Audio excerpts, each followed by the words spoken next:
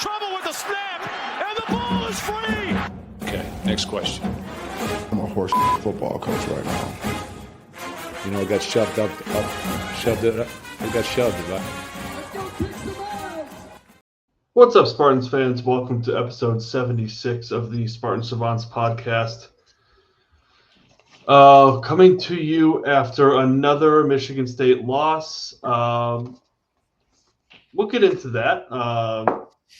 A lot of the same, but I think a little more to talk about with this one. The Spartans are on a bye this week, so no game to preview.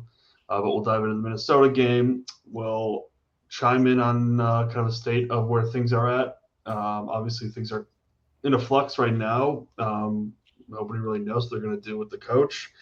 We'll have Savant of the Week, maybe talk a little basketball, and then we'll get to the picks. But, of course, I am joined by my trusty sidekicks, the Dallas duo themselves, Travis and Nikki. Fellas, how are we? I guess living the dream, but I don't know if I can say that considering the last few Saturdays. Someone's got to do it. Nikki, what's up, fella? Yeah, I'm doing all right. I got to watch a little bit of a Spartan win yesterday on the hardwood. It's a bye week. We don't have to deal with them this weekend, but we do get MSU playing Arkansas on Saturday in basketball. That's right. That's a little anger displacement because I'm sure I'm dealing Izzo Calipari. That's a nice matchup. Mm-hmm. A nice ice. That is a very nice ice. But yeah, I'm doing pretty good. Great loss. Yeah, better than the last couple. Yep. Let's just jump right in. There's a lot to talk about to this one, but I have my thoughts, but I think there's a lot to dive into, especially with the quarterback situation. But Travis, I'll start with you. Just a quick 30,000-foot view of your takeaways after that game. Yeah, like we said, it was better than it has been. I was, like everybody, excited to see Milivojevic in there, and I thought he played really well. I remember thinking every time he completed a pass, oh, hey, I guess that's what this offense is supposed to look like. Yeah. And so that was good, and defense for second straight week played pretty well overall, so it was good to see some progress there, but there's still a lot to clean up, and I don't know if there's enough to save anybody's job at this point. Yeah, agreed. And I want to keep the Alessio talk light for now because I think that's a whole different aspect of this game that we'll get into. But definitely a lot to dive into there. Nikki, what about you? I also think that Minnesota is significantly worse than like the majority of the teams we've played this year.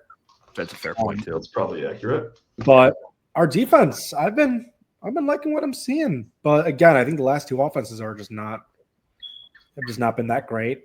So could all be a facade. Still loving Jordan Hall. Mm-hmm. I don't know. Rossi on the sideline's been working. That's fun. Offense still just kind of sucks. Points on the board, but Frazier.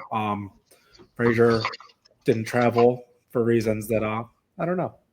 Maybe have like an Instagram post about Jonathan Smith being hot. Might have been an issue. Probably might have come up in the locker room. That might have hurt his ankle a little bit or something. My arm. Yeah, big hustle. Yeah, I guess. Our kicker sucks. I heard one quote. I read a quote from, I believe, Corey Robinson that I think resonated so well about this team. He says, one thing that's a guarantee is that every week, at least one phase of the game will be absolutely catastrophic. Yeah, it's pretty spot on. Yep. That's spot on, absolutely. Yeah, I'm not going to come down on Connaughton too hard for the missed field goals because he's been great all year. One thing while we're on the topic of the special teams, I don't know why they set him up on the hash for the one field goal we missed late in the game. They ran Alessio to the right, basically guaranteeing that he's going to kick from the right hash. I don't know why he wouldn't have just centered the ball, especially that close. But I mean, the special teams mistakes, the missed field goals are one thing. Kicking the ball out of bounds on the kickoff right after we took the lead, that's a killer. Like you guys said, I thought the defense was good enough, right? The defense, they just didn't quite make the stops when they absolutely had to. They couldn't get turnover, which I think could have swung the game, and neither team turned the ball over. But the defense held up. They gave a chance to win. I thought the offense looked good. I know that there were some red zone situations where we didn't convert, walked with no points because of the kicking game. But they distributed the ball well. The wide receivers, I thought, had a nice day. The offensive line was terrible at pass blocking. I mean, terrible. Mm-hmm. They just didn't even give the redshirt freshman Alessio really a chance. And in spite of that, I thought he played very well. And again, I think we'll get into him.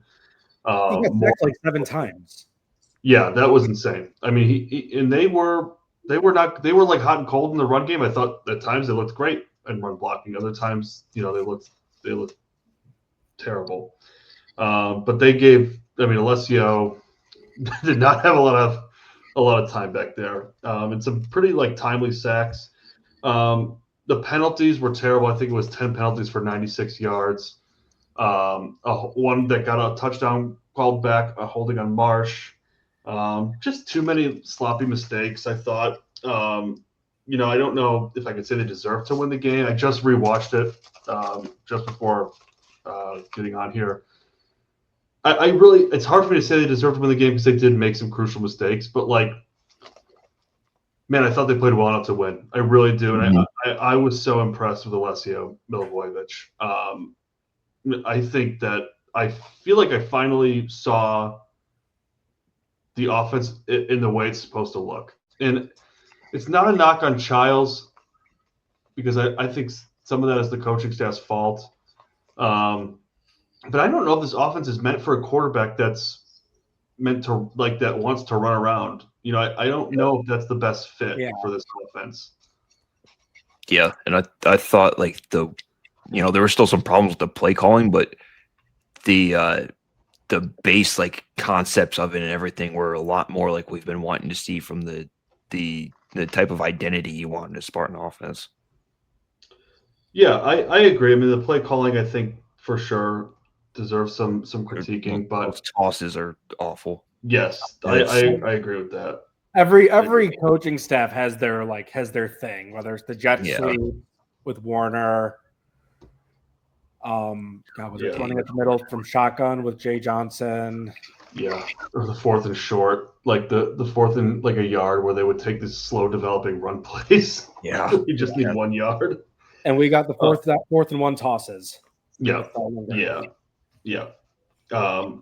But I thought Alessio was 311 yards, 20 for 28, 1 TD, no interceptions.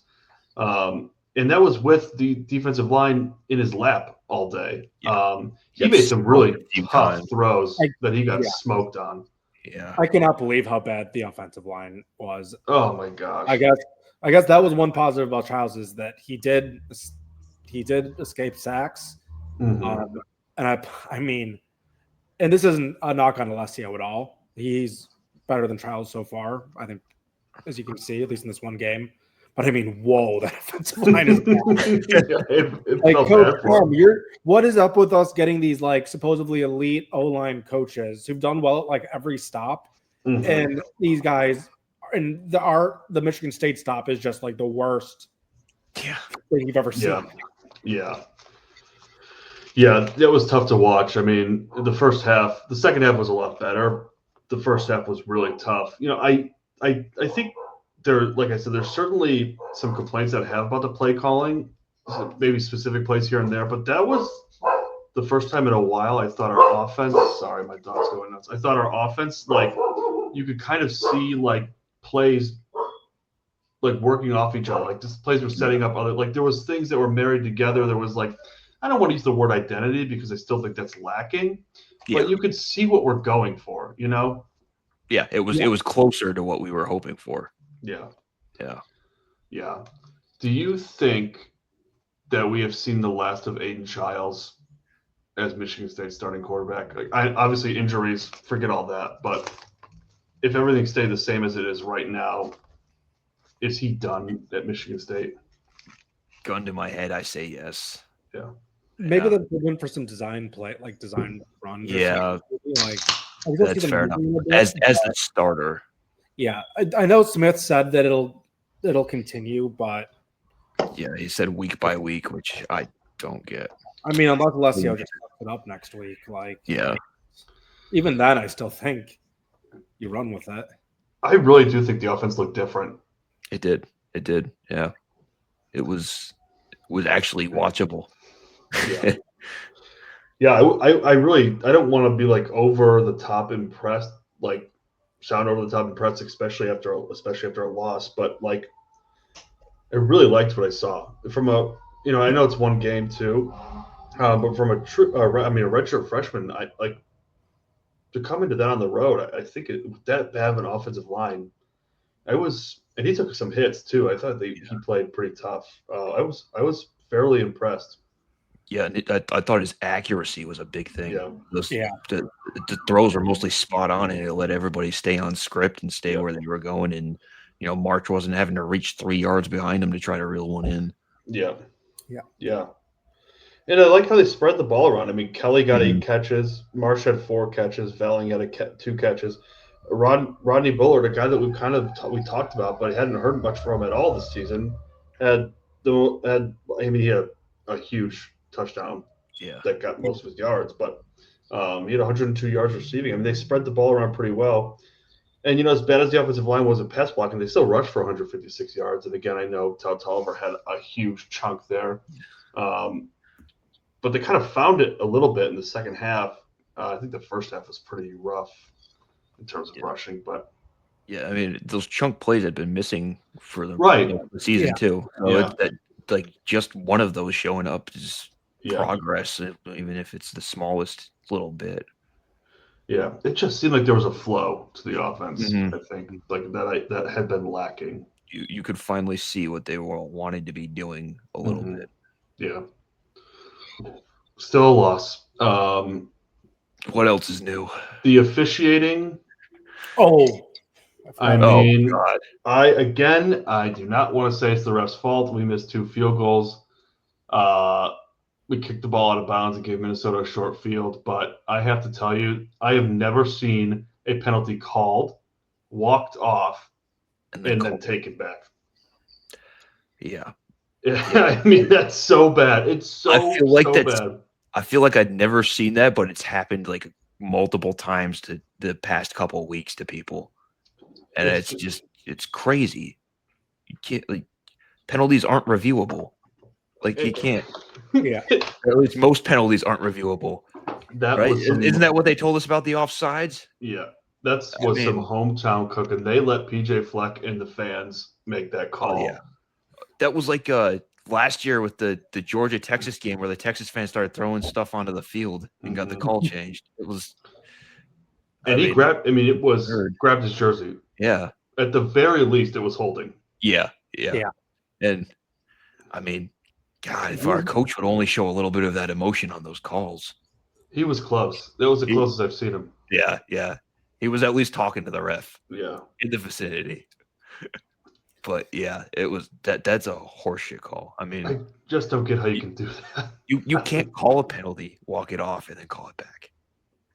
Yeah. And the rules guy that they have on TV was like, yeah, I mean, I know he grabbed his jersey, but it really wasn't like he impeded him that much. I'm like, grabbing the jersey is grabbing the jersey. You pulled it 2 feet. And he was like, and then the conversation took a little while, which is why I can understand there'd be some frustration. No, man, they walked it off. Like it was over. Like we were on to the next play. Yeah, we were in the huddle for the next play. Yeah, it was. Yeah. I mean, they threw the flag and assessed the penalty, and then they were like, "Oh, never mind." Like that. The last I checked, that's not something that you can do. I've never seen it before. I wonder if we'll hear anything from the Big Ten. I doubt it if we haven't heard it already. But they don't care about that's us. Wrong. That's just wrong. No. We're not one of their darling national brands. They don't care about us.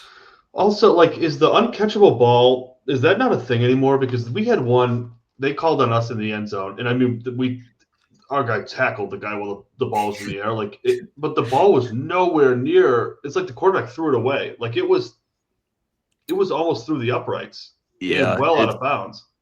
I mean, it's up to officials' discretion. I think the discretion of every official has gotten worse over the years.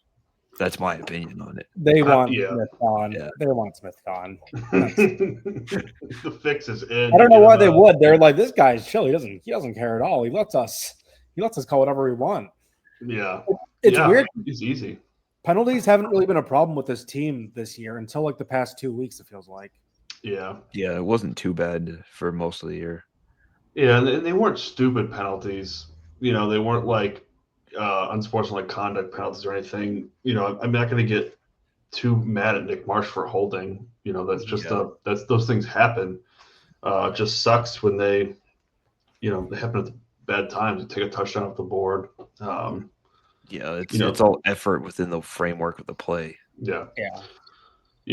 But I don't know if you guys saw Dabo Swinney had some pretty harsh comments about officiating, and I'm with him. Like the officiating has gotten consistently worse.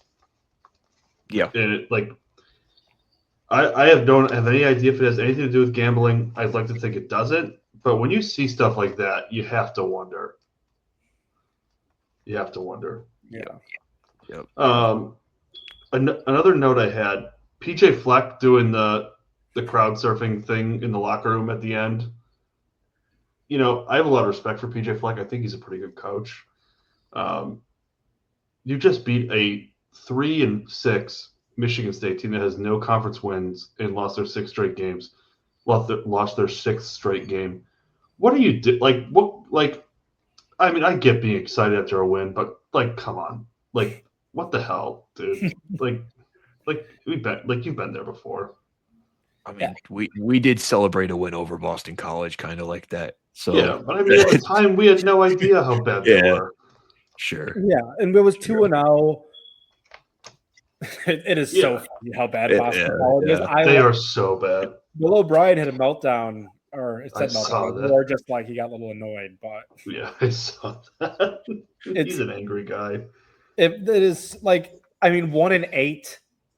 The ACC is bad, and they just get dog walked by every ACC. Yeah. We took them to overtime. That's one of those, if only we had known what we know now, we would not have been as happy as we were. No. I think we were talking about firing Jonathan Smith week 2, and then after we won, we were like, okay, maybe we walked that back a bit. We shouldn't have walked it back. We should have been as angry as we were at the time. 6 straight. I guess we beat Youngstown State. We haven't beaten an FBS team since that game. No, we haven't really been all that close until last week. I mean, I don't know. I mean, it is what it is. Here we are. So I don't know where things honestly are with Jonathan Smith. I feel like the hot seat has cooled off. I don't know if things are quieter because of the bye week or what's going on. I was listening to Graham Couch. He still thinks he's going to be fired. I have different thoughts, but I want to know where you guys stand. Before, Couch had a really good headline. It was like, there is a bloodlust for Jonathan Smith that he will never be able to overcome. I saw that. Bloodlust. I don't know. Truthfully, I think he's staying. I think the quarterback change may have a lot to do with that. And obviously, things can happen. I think if they play really, really bad, start playing really bad again over the next 3 games, the seat will heat up again. And there's a factor that I can't account for. If he's as disconnected with the donors as they're saying, then that's probably something he cannot overcome. But I think this quarterback change might have saved his job. I don't know. I think it's too early to tell. Yeah, I agree with that. I think it's too early to tell. I think you got to see how this team finishes if they're competitive down the stretch. I think 2 out of 3 wins. Maybe he stays. 1 out of 3, probably not. I still think there's also a chance that he does not come back at all, no matter what happens. Just Or goes to they let UCLA. him. He just goes to UCLA. Yeah, we go 3-0 last 3 games, and he bolts and takes the entire team. Takes Alessio with him. I think unless we somehow make a bowl game, he's done after this year. Okay. I think the quarterback change 5-7 might be good enough too, Yeah. but it wouldn't be good enough for me. Yeah. I think the competitive market that they're facing, which really should be an issue, like they should have a list of guys that are not Lane Kiffin, Brian Kelly, James Franklin, that I think they can identify that not many other teams will be going after. But I think they would rather try one more year and throw more resources into it than have to find a new coach. That's a possibility. But I have one thought, and this could be completely off base. There's like probably 20% of me that thinks next year we're going to run it with head coach Joe Rossi. Because Jay Batt was he did Brett Key. He was the OC, I think. Fired the coach halfway through the year, and he just kept him on. So, It could happen. I mean, there's probably not, but there's part of me that thinks that, or we're going to get Narduzzi and we're going to like it. Just plug your nuts. 7-5 will have to do. Yeah, I don't know. I think it's a really tough situation to read right now. Do you guys want him to be fired? I mean, yeah. not personally, but based off of the performance of of the course. field this week. Yeah, this is business. This is business. From what you've seen, would you rather have someone else coach this football team? If he can't get the donors behind him, it literally doesn't matter. That was a big thing for me. Yeah, that's a factor. I really is I think very hard to read because Graham Cox was saying it's not as bad as people have made it sound. He said there's certainly some donors that are probably not happy, but it's not as bad as it's been reported. But I'm with you. Like if that is accurate that he cannot connect with the donors, especially the important ones, then there's no reason to keep moving forward. Yeah, you need to get him out of there if that's going on. Yeah, because no coach is going to succeed in that. He also looks miserable. He does look miserable. He does. He looks like he would step down at the end of the year. Like he'd be like, "I'm taking the year off coaching. I need to get my affairs in order." Yeah. Golly gee. Oh shucks. We're in a different spot now because when we were during the Mel Tucker search or the Jonathan Smith search, I was laughing at the idea of Narduzzi coaching here. We're still above him, and now I'm really convinced myself I kind of would want him. You're okay with it? He knows what Michigan State football should be. Yeah. True. He's also talked so much shit about it since he left. He could be 4 or 5 years. He'll be 65, however old. Retires, gives it to his understudy, maybe Max Bulla. I don't know. But yeah. Look your nose the next 5 years. I would say I'm warmer on the idea of him than I was 3 years ago or 2 years ago for sure. Nicky, I'm with you. It still would not be. I would not be jumping for joy. Right. I think you just know what he is, and I think if you hire him, you're saying 7-4, 7-5, 8-4 is good enough. Which, where we are now, it is good enough. But I don't know if you would sign up for that ceiling. I'd rather see them go with a coordinator.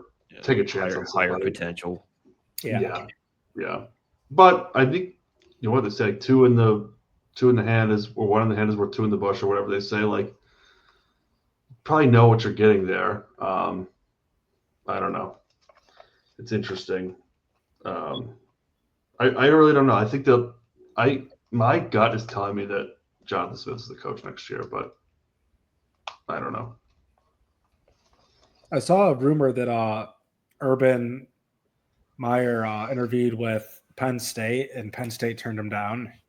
That makes me feel kind of good about myself. Like, yeah. Yeah. I saw something the other day that he was like, he interviewed somewhere. And maybe I think you sent this to Nikki. He interviewed with Penn State, and he said that I have no idea how the NIL landscape works that's what or I was something. supposed to bring up. Yeah. So I would like to think he could figure out. There's a small part of me that's always holding out hope for Urban Meyer. Yeah. And that's Justin Spiro's fault.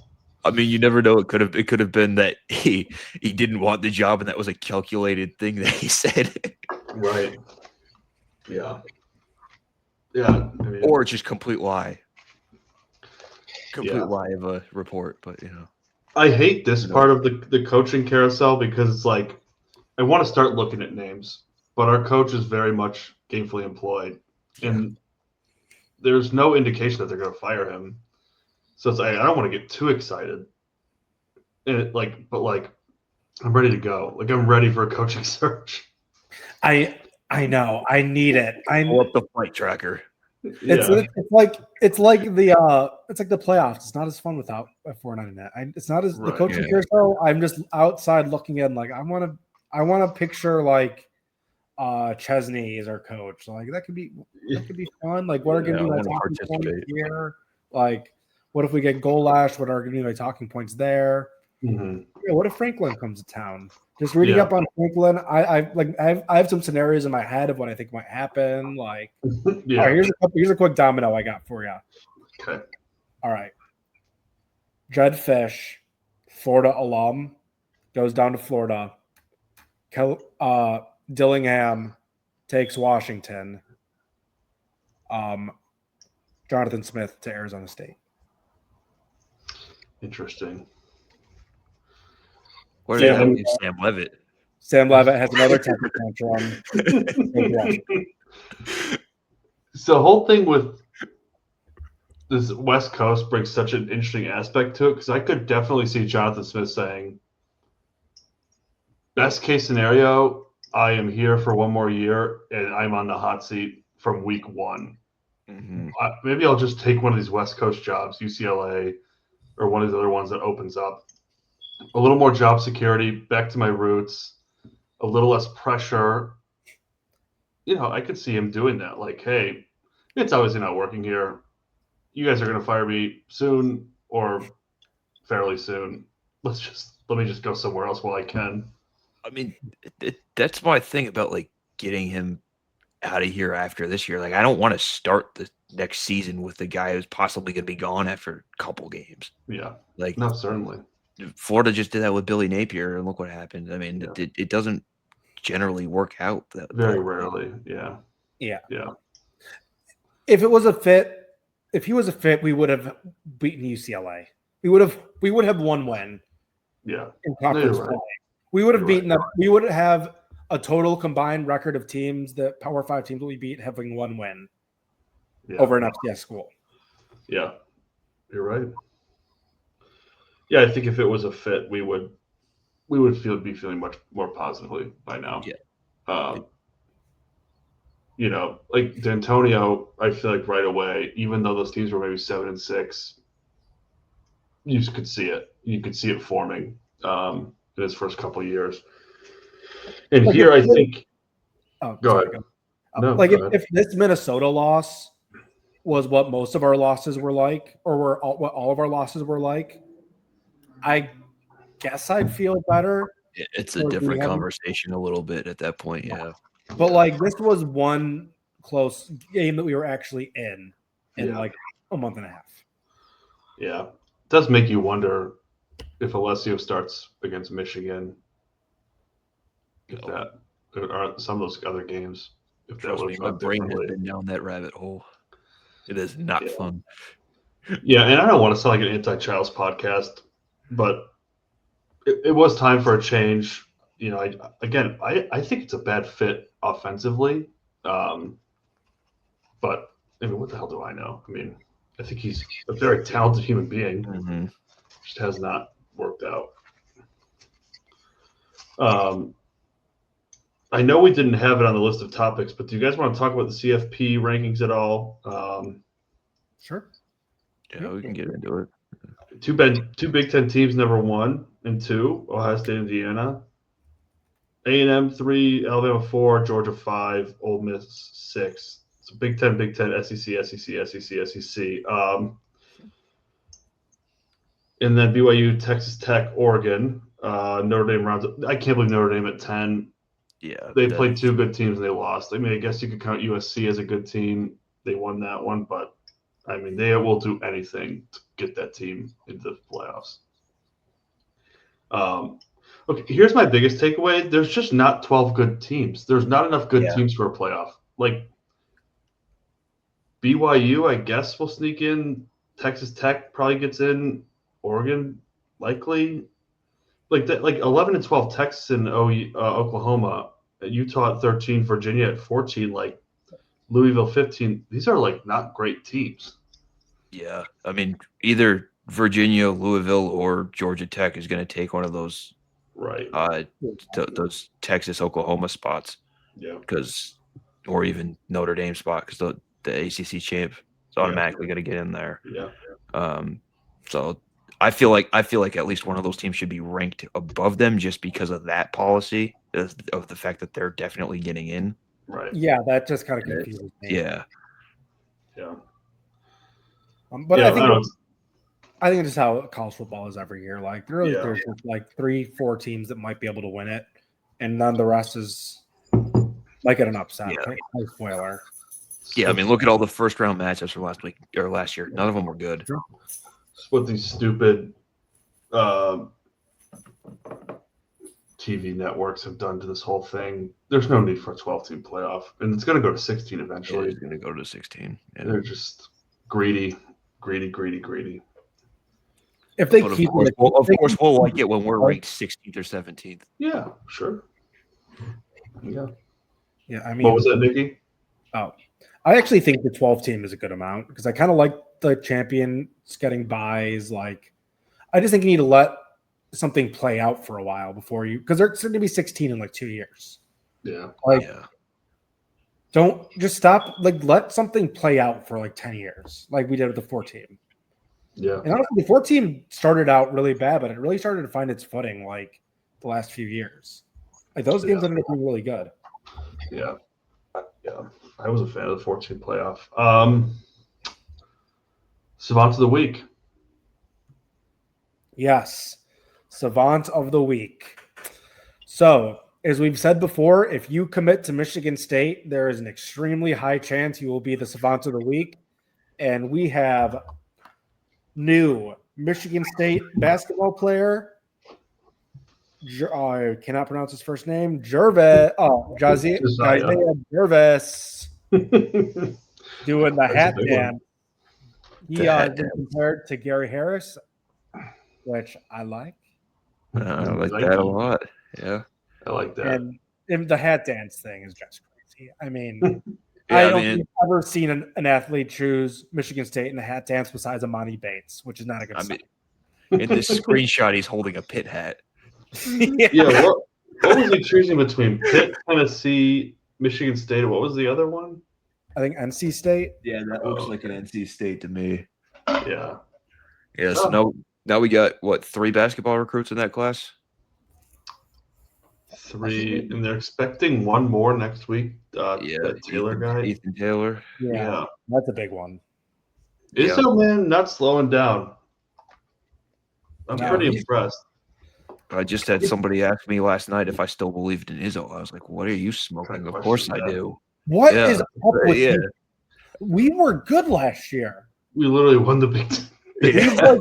We had like one of the most dominant performances win-wise in Big Ten history. Like we won an 18-team league by 3 games. Yeah. We made the elite. I just think nationally fans don't pay enough attention. That's probably true. We made they don't know what they're talking about. Yeah. We returned almost everyone except obviously Jace was huge, was insanely big. But like, I mean, ice. They're like, oh yeah, this year Michigan State's going to struggle to make the tournament. Well, I guess the last 3 years that was kind of the case, but like, and I guess one day the MSU is going to miss the tournament take will be right. But One day. Hopefully after Probably we're not all this long year. gone. Yeah. Yeah. No, it's funny, these takes, they have it every offseason, and people have been down on Izzo for so long now, and it's just like at a certain point, wouldn't you just say, I don't want to be the guy that doubts Tom Izzo. Like I just look like an asshole at the end of the year. I feel like the smart, like actual national analysts that are actually on TV and stuff Yeah, know that, and everybody trying to make a name is just trying to grasp at something. sure. That's probably true. It's because he's one of the last big ones, and like people are just salivating. It's like the end of an era when he retires. Yeah. Like, the And it's old like, guard is gone. Him and Calipari and Patino Yeah, are the three left. yeah. And even Calipari and Patino, they're just big time NIL guys. Like, oh yeah. Patino's like, I don't even recruit high school players anymore. But it's interesting. I have been following basketball. I did not have UConn Plus to watch that game, and I did not watch anything against Colgate. I would have liked to have beaten Colgate by a couple more points than 11, but free throws seem to be an issue for this team so far. And he alluded to that in his press conference. That Mentioned it something's a couple going on. times. The last couple press conferences. Yeah. He doesn't said they're shooting them well in practice and they're driving home that point a lot, especially with how many games it won them last year. And for some reason, it's not translating in the game right now. Yeah, it's early. Hopefully, they will shake that off. Yeah. He also mentioned the defense wasn't up to par in what he wanted. So that's not good, especially at that 2-guard spot and on the wings. So yeah. The backup point guard situation, I think, is going to rear its ugly head at some point. If Fierce gets hurt, we are in trouble. Yeah, I mean, yeah, he had a big game the other night. Yeah, he had to play a lot of minutes. Yeah, I don't know what Divine, what's his face does, but that guy is made to be like a fan punching bag. I already feel he wears number 99. Like it really sticks out like a sore thumb. And like I just saw him miss a layup, and I was like, oof, this guy's got to stay off social media. You better start playing better. Yeah. What in Nick Sanders? Yeah, I mean, it's one of those things where I know why he left, and I totally understand it, but Trey Holloman would be nice to have right now. That would be outstanding. Yeah. Too bad he was lied to by Will Wade. I mean, I know. God. I know. That's crazy. That's crazy. He played good the other night, though. 15 points for NC State. Much more to come on basketball. We got to get through some. They're actually on TV this weekend. Yeah, we'll get to watch them this weekend. Not on those stupid streams. Yeah. Obviously, things will start to ramp up. Hopefully, we'll be able to get Mikey on for some basketball stuff. No game to preview this week. So I guess we can jump right into the picks.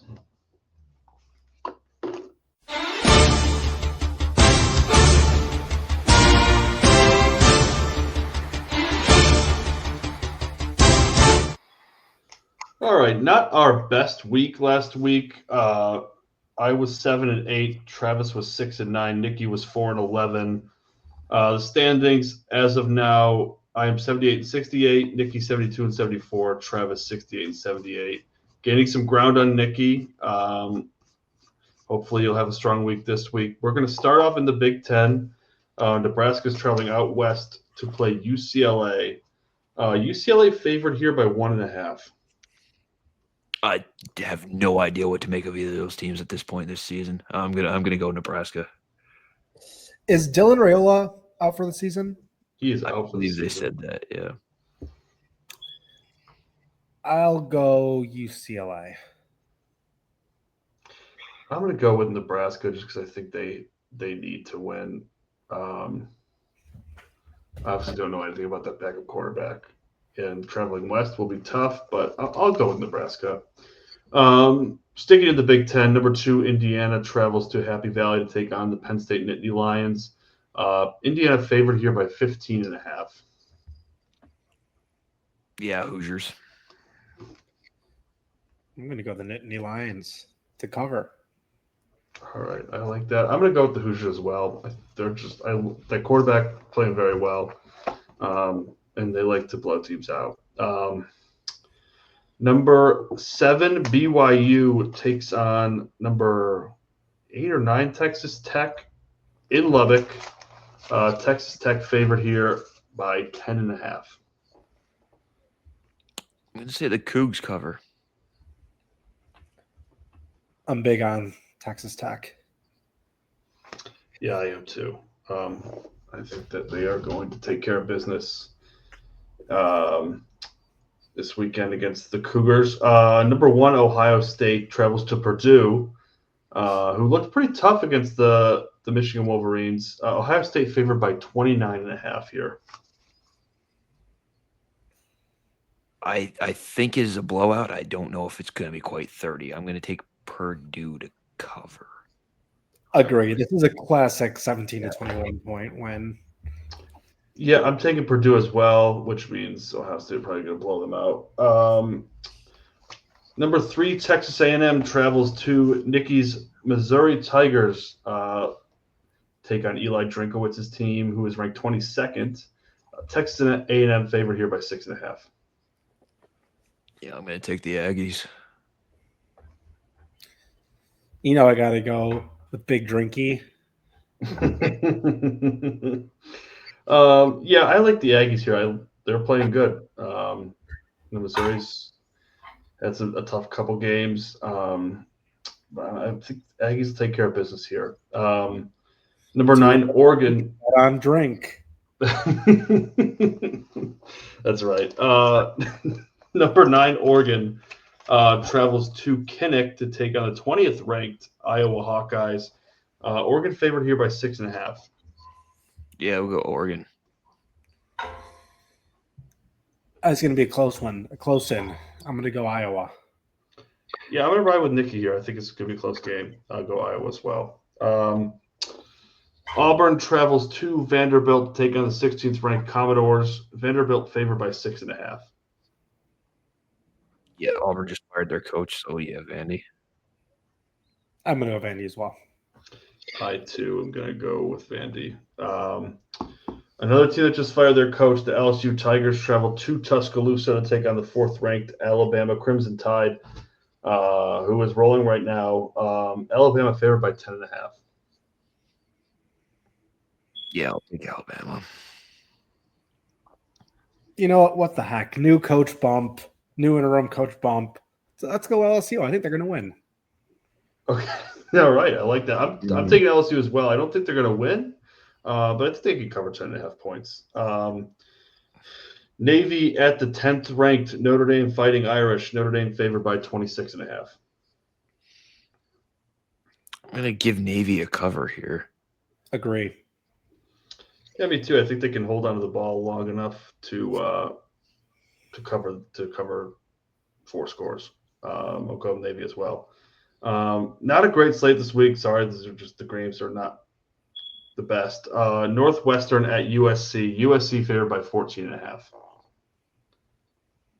I'm going to go Northwestern just because I'm picking too many favorites this time around. Nikki, who you got? Oh, sorry. Northwestern. Yeah, I'll take USC. I think that's tough for Northwestern traveling out there. USC is pretty good. Pretty good, not great. A team that we don't hear much about in the top 25 these days, Virginia, ranked 14th, will host the Wake Forest Demon Deacons. And, of course, I forgot to write down the spread, so we'll come back to that one. Let's, for now, go to 23rd ranked Washington heading to Madison to take on the Wisconsin Badgers. Washington is favored by 11.5. Yeah, we've said it time and time again that Wisconsin team is bad, and I will not be picking them in anything. So Washington. Yeah, I mean, they're our brother.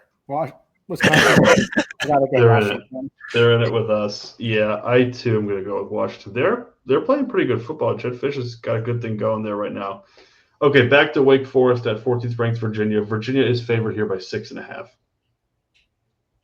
Yeah, I'll go Virginia. Sure.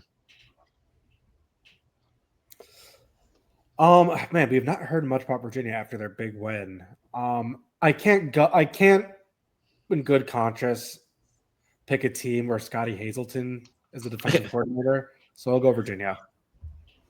Yeah, I got a front row seat to that Wake Forest team in Tallahassee last week. They do some interesting things, but I think I'm going to go Virginia here at home to cover that spread. Lions, no MSU game this week, so the Lions are the big one for us. Coming off a tough loss to the Vikings, they're traveling to the nation's capital, Washington, D.C., to take on the Commanders, who will likely be without Jaden Daniels. Lions favored by 8.5. Yeah, if they don't cover that, there's something wrong because the Commanders are beat to shit, and the Lions haven't lost back-to-back games in like 3 years. So I'll go Lions. Yeah, this is a classic Lions. I do have a confession to make. I think I took my anger out on MSU on the Lions because I was so mad after that loss. It's also because it's JJ McCarthy and then not doing anything. Oh, yeah. Line. I was really bummed out for like 2 days. Yeah. That Special teams was awful in that game. Yeah, not the best performance. I think the offensive line is struggling a bit right now. The injuries did not help. Something's got to get right, though. They kept panning back to JJ. I mean, it was like college again. Like, they could not stop talking about JJ and his meditation. Can't escape it. Gus Johnson on the call. Oh, God. They kept saying he was a Michigan Wolverine. He never won. He never lost in the state of Michigan. Hey, that's actually not literally true. not true. He lost to Michigan State. He didn't start, but he played, and he actually fumbled. And probably lost. Yeah. So thank you, JJ. What an asshole. JJ. For the record, I'll take the Lions as well. That will do it for the 76th edition of the Spartans Savants podcast. You can find us on YouTube, X, Instagram, and wherever you get your podcast, Apple Podcasts, Spotify, wherever you listen to your podcasts, we are probably on there. And of course, shouts to College Huddle. We appreciate them having us as the Michigan State representative for them. But if you guys don't have anything else, no game this week, can't lose. So hopefully the team's getting healthier for Penn State next weekend. But yeah, for Nikki and Trav, we will see you guys next week. Go green. Go white. Go white.